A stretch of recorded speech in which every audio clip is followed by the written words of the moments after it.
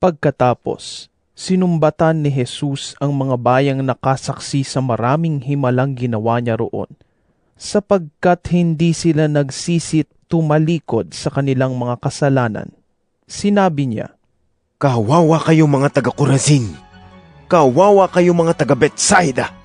Sapagkat kung sa Tiro at Sidon ginawa ang mga himalang ginawa sa inyo, matagal na sanang nagdamit ng sako at naupo sa ubo ang mga taga roon bilang tanda ng kanilang pagsisisi.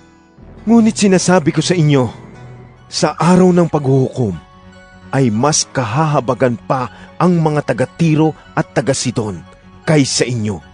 At kayong mga taga-Kapernaum, nais pala ninyong itaas ang inyong sarili hanggang langit? Ibabagsak kayo hanggang sa daigdig ng mga patay. Sapagkat kung sa Sodoma ginawa ang mga himalang ginawa sa inyo, sana'y nananatili pa ang bayang iyon magpahanggang ngayon. Ngunit sinasabi ko sa inyo, mas kahahabagan pa ang mga taga-Sodoma kaysa inyo sa araw ng paghukom.